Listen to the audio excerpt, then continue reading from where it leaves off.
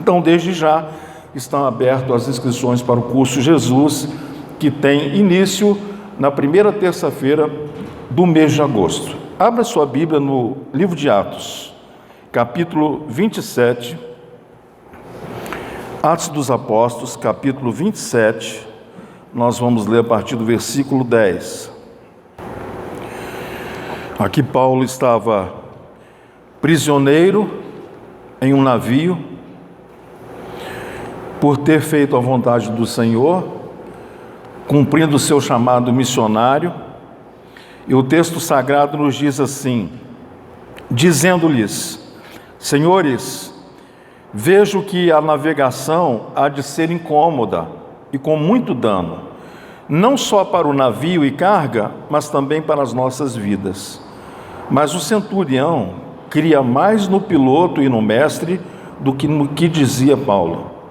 E como aquele porto não era cômodo para invernar, os mais deles foram de parecer que se partisse dali para ver se podiam chegar a Fenícia, que é um ponto de Creta que olha para o lado do vento da África e do Coro, e ali invernar.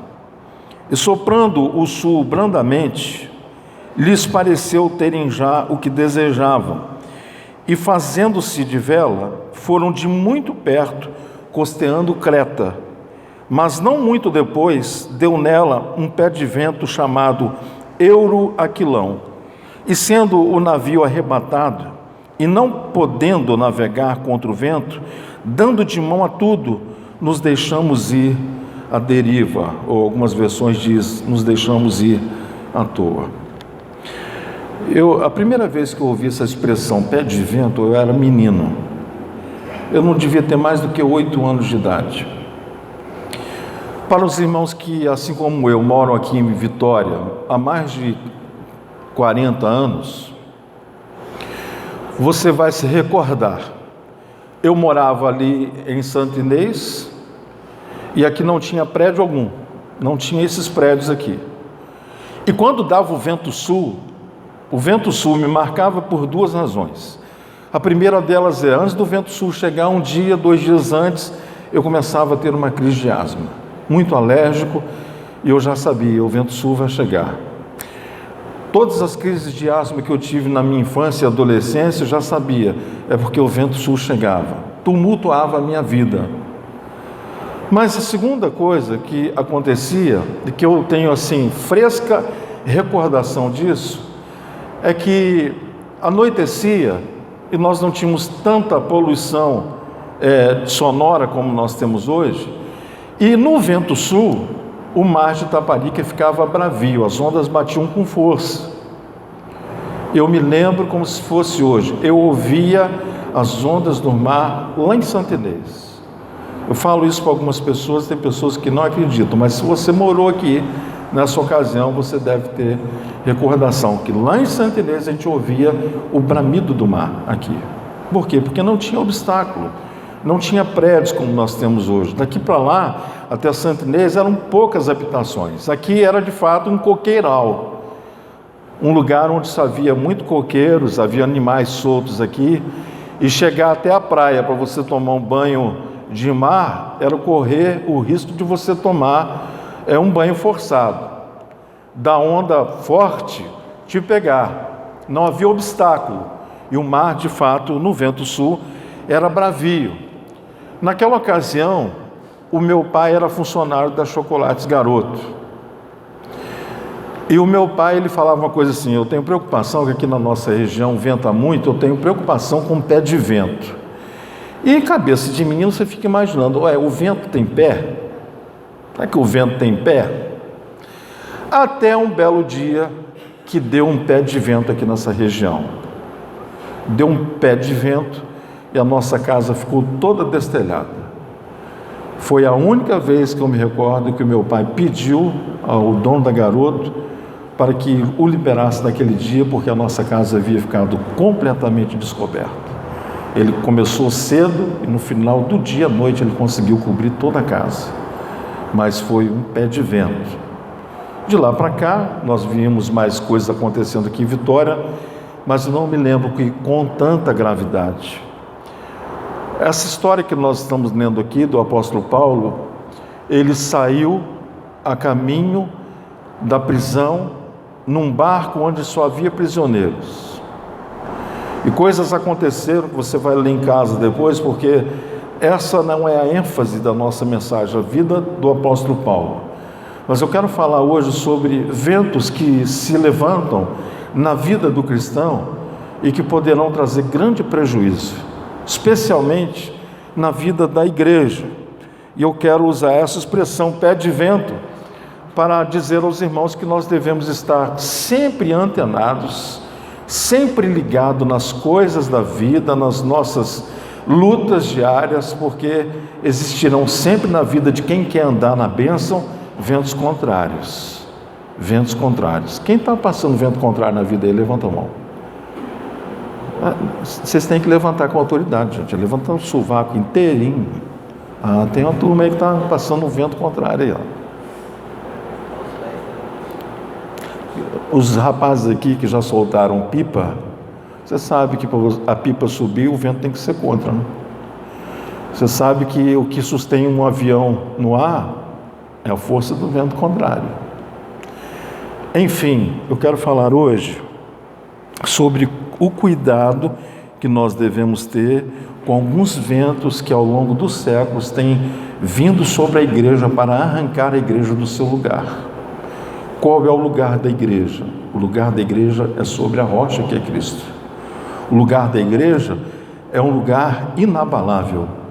Se como igreja nós estivermos com a nossa vida edificada sobre a rocha, virão os ventos contrários, virão as marés com as suas ondas fortes, e nós não seremos movidos do nosso lugar.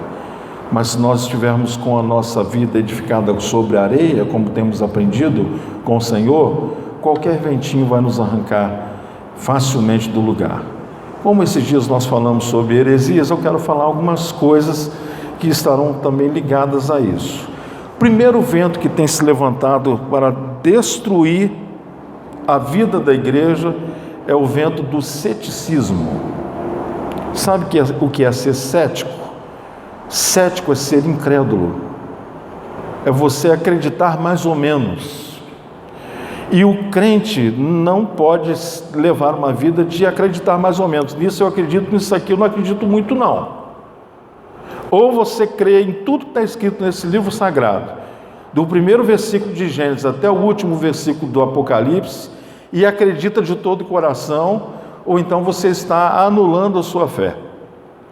O próprio livro do Apocalipse diz que aqueles que fossem fazer cópias desse livro sagrado, e os irmãos sabem que a Bíblia, até chegar a nós com esse formato organizado, ela passou por muitos processos, mas nenhum desses processos alterou o seu conteúdo, alterou a sua verdade, alterou a sua realidade. Esta palavra que é eterna tem mudado a vida do ser humano ao longo dos séculos. Por isso Jesus mesmo testemunhou dizendo, passarão os céus e a terra, mas as minhas palavras nunca hão de passar. Mas o ceticismo é um vento que tem batido sobre a igreja, com incredulidade. E a arma da incredulidade é a dúvida. E a dúvida tem procedência do maligno. Quando o apóstolo Paulo estava escrevendo sobre isso, ele usou essa expressão do vento contra. Vento contra a igreja hoje começa na dúvida. E essa arma de Satanás não é nova, é uma arma antiga. Como foi que ele tentou os nossos primeiros pais? Ele pegou a palavra de Deus e torceu a palavra de Deus. Lançou no coração de Eva a dúvida.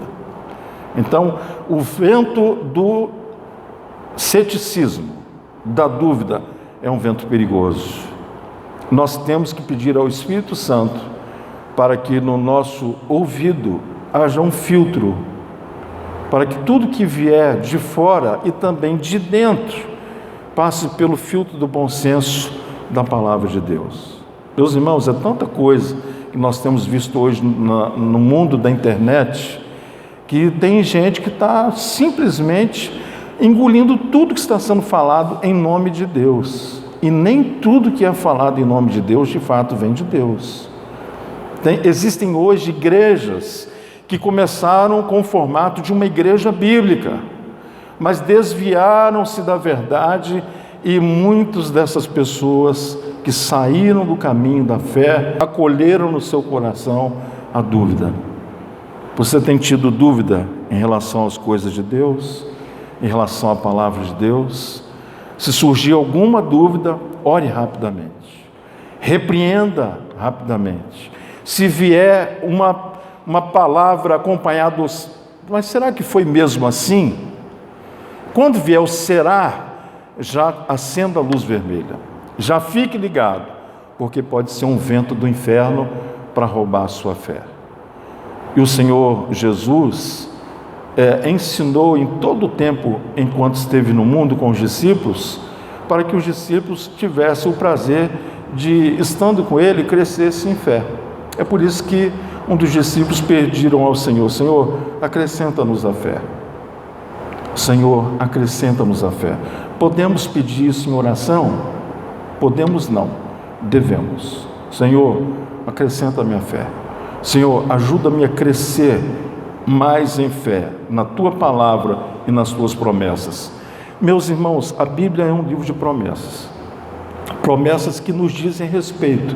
Promessas que, quando acontecem na nossa vida, nós ficamos maravilhados. E pessoas junto a nós também são abençoadas quando uma promessa de Deus nos alcança.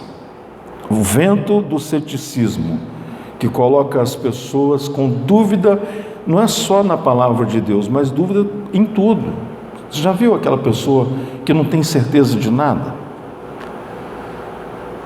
Ariuma tinha me chamado a atenção essa semana acerca de uma pessoa que frequentou a nossa igreja alguns anos atrás, e era uma crente firme aos nossos olhos. Hoje você vê no perfil do Instagram dessa pessoa tantos ídolos ali. Tem Jesus, tem Buda, tem Maomé, tem Shiva, tem um monte de Deus ali. Como foi que essa pessoa foi enredada? Porque ela colheu a dúvida.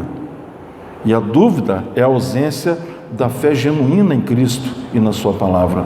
Então não acolha a dúvida, nunca. Quando você sentir que o seu coração está titubeando em relação às coisas de Deus em primeiro lugar, pare o que você está fazendo e rejeite em nome de Jesus. Segundo vento que tem vindo sobre a igreja e que tem sido um grande problema, porque ele parece ser um vento bom. Sabe que vento é esse? É o vento do misticismo.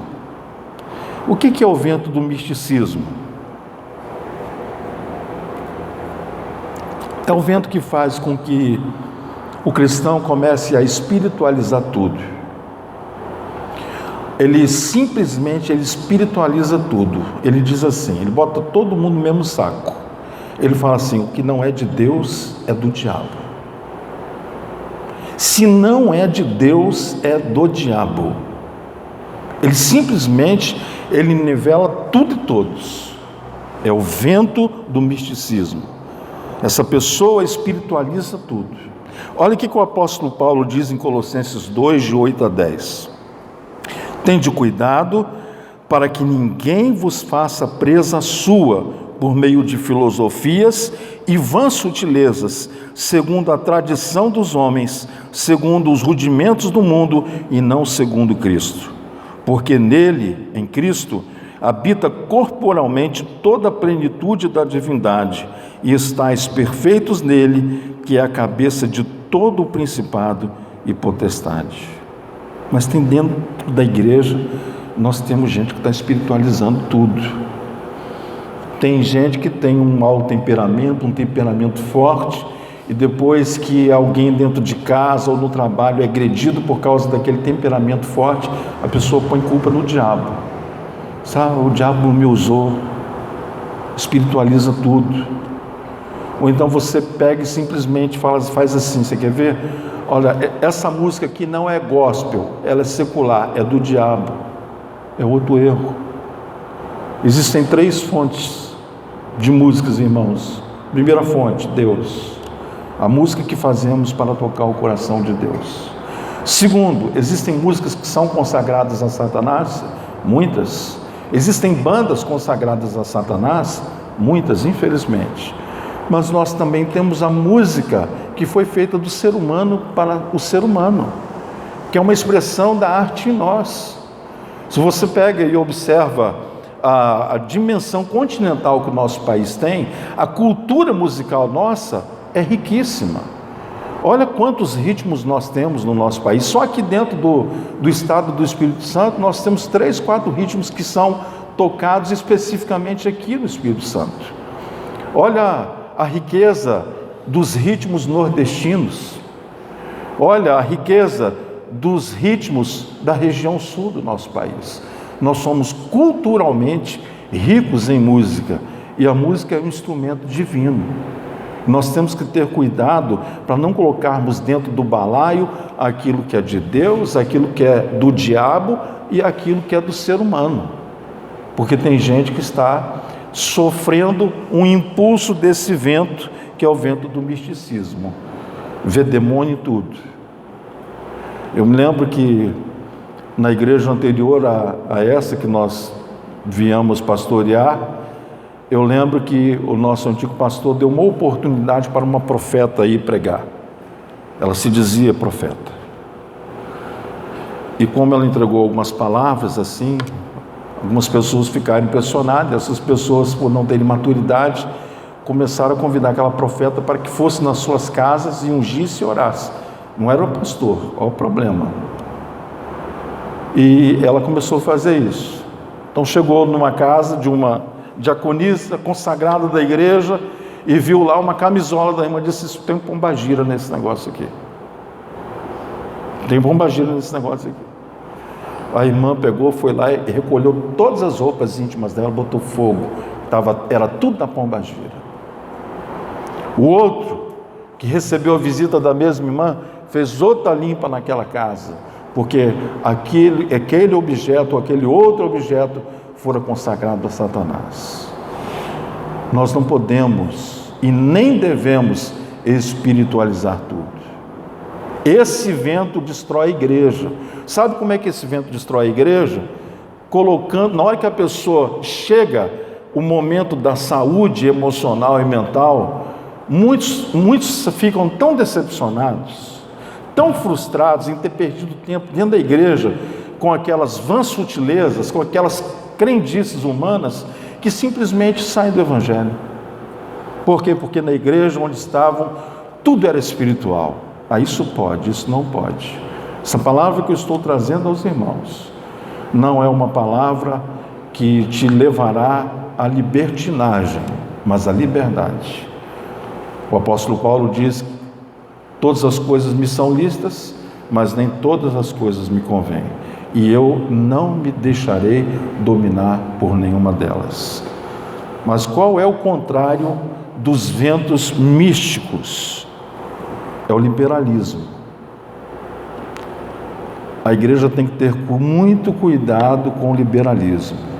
O liberalismo diz que você pode fazer tudo, que nós estamos no tempo da graça. Então, no tempo da graça não tem problema, eu posso pecar, porque Deus já sabe quantas vezes eu vou pecar, e uma vez que Deus sabe, Ele vai me perdoar.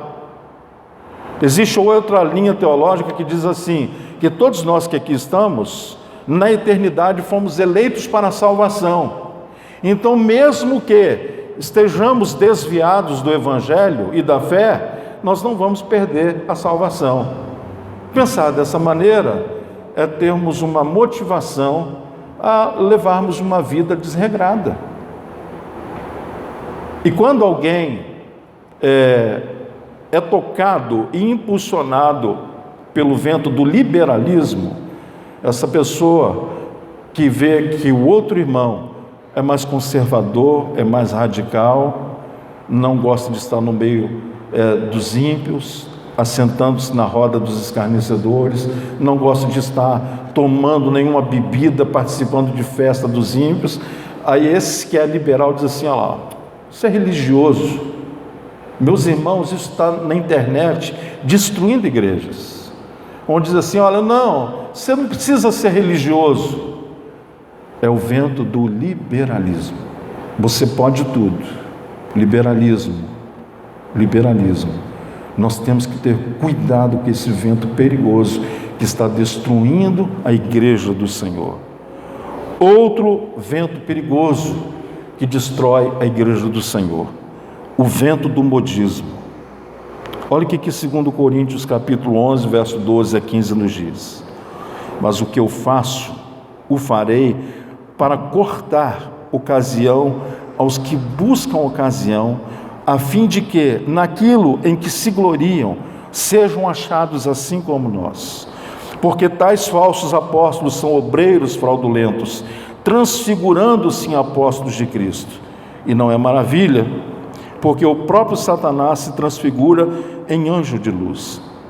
Não é muito, pois que os seus ministros se transfigurem em ministros da justiça, o fim dos quais será conforme as suas obras. Vento do modismo é o vento em que nos faz mudar de pensamento conforme a moda, conforme a tendência. Meus queridos irmãos, eu lembro quando a igreja brasileira foi visitada pelo movimento G12. Muitos dos irmãos aqui presenciaram isso de perto.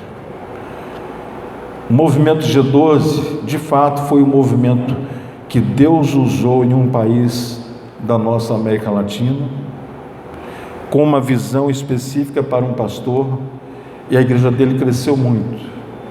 Mas o que aconteceu?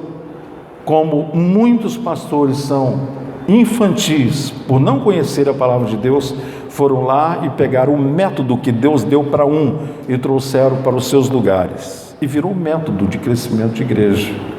Com isso, igrejas sérias aqui no nosso Brasil, igrejas históricas, antigas, foram divididas. Nasceram novas igrejas, mas eu tenho preocupação com igrejas que nascem como resultado de uma divisão rebelde. Hoje, a maior parte dos pastores que abraçaram essa visão, especialmente aqui em Vila Velha, aqui em Vitória, pelo contato que eu tenho com alguns desses pastores, eles fizeram uma coisa depois de 15 anos dentro desse movimento: eles deram um passo atrás. Eles viram que aquele modismo trouxe mais prejuízo do que vida para a igreja. Então nós temos que ter cuidado com os modismos. Meus irmãos, hoje a fé cristã tem sido balançada com esse vento do modismo de muitas maneiras. Não significa que a gente não vá mudar, não. A igreja, como organismo vivo, a gente está sempre em constante mudança e melhora. Aquilo que é bom para nós vamos fazer. Não tem problema nenhum se o método que nos chega, ou aquilo que Deus move dentro do seio da igreja para o nosso crescimento, for algo que vem do céu para nós. O problema é quando eu perco a minha identidade, quero aplicar na igreja a identidade do outro, modismo. Se você pega, por exemplo, as duas músicas que nós cantamos hoje aqui, eu e a Arilma, são duas músicas da década de 80. Mas são duas músicas que têm uma letra espiritual e que tem uma melodia de MPB, de música popular brasileira. Esse é o ritmo. Eu vi aqui poucos irmãos cantando. Quem cantou assim mais animado junto com eu ali foi o Mário. Né, Mário? Ficou animado, ficou? Cantou então. Agora, irmãos, mas o tempo passou. As gerações foram melhorando o negócio. Os irmãos sabem da luta que eu tive com Moisés e Mateus quando eles estavam saindo da adolescência e entrando na juventude. Eles começaram a ouvir o Hillsong. Hoje eu amo o Hillsong, ouço o Hillsong sempre que posso, mas naquela ocasião, quando o Hillsong foi lançado, para mim foi um choque. Eu falei: isso é coisa do diabo, eu não consigo sintonizar em Deus desse jeito não, com essas músicas, com a bateria pesada. Aí Deus me deu um filho baterista. Deus vai fazendo essas coisas. Deus vai nos surpreendendo. Tem uns bateristas aí que usam baqueta para tocar. O Mateus usa marreta. Os irmãos sabem disso, não? Mas escutem, irmãos, as gerações vão passando, as coisas, a linguagem da comunicação vai mudando. Nós temos que mudar, sim, mas temos que ter cuidado com a nossa essência, que é o caminho antigo. O caminho antigo, ele não pode ser abandonado. A capa do livro, ela pode ser mudada. Você quer ver uma coisa? O que as editoras fazem? Quando um livro encalha, vai lá e muda a capa. Eu mesmo já comprei livro enganado, que eu tinha 2 vezes. Eu falei, que legal, o negócio você vai sair comprando 3, 4 livros. Cheguei aqui, já tinha na minha biblioteca. Mas é porque encalhou aquela edição, fizeram uma nova edição com uma nova capa. A capa nós podemos mudar, agora o conteúdo nós não podemos mudar. Temos que ter cuidado, então, com o vento do modismo, o vento do liberalismo e o vento, por último, que eu vou citar, que é o vento do sincretismo. As igrejas hoje, especialmente igrejas famosas, no Rio de Janeiro eu vi alguns casos desse acontecendo. São aquelas igrejas que, em nome de uma fé fraterna, da fraternidade humana, começam a trazer para dentro do seio da igreja costumes que não são da palavra de Deus. Você vê hoje algumas igrejas que começaram a fazer um trabalho de libertação dentro da igreja com uma linguagem sincretista. Ah, não, é porque a gente faz assim, porque o outro já entende o que eu estou falando. A gente tem que ter cuidado, irmãos. O Evangelho é luz, o Evangelho é verdade. E esses ventos que confundem não poderão jamais ser encontrados no nosso meio. Então fiquem ligados, fiquem antenados àquilo que vem sobre a igreja. O vento do ceticismo, dúvida de tudo, do misticismo, é você espiritualizar tudo. O que não é de Deus é do diabo. Tenha cuidado com isso. O vento do modismo, o vento do liberalismo, vale tudo e pode tudo. O modismo não é o que está valendo agora, é isso. E por último, o vento do sincretismo, é você misturar tudo, porque Deus é bom e Deus é amor, e a namastê, o Deus que está em mim, saúde o Deus que está em você. Não, irmão, não é assim. Não poderá ser assim. Que o Senhor Deus nos livre desses ventos do inferno sobre a igreja. E o melhor antídoto para que esses ventos não nos balance a estrutura é nós estarmos com a nossa fé firmada no Salvador. Vamos ficar de pé, nós vamos orar a Deus nessa hora.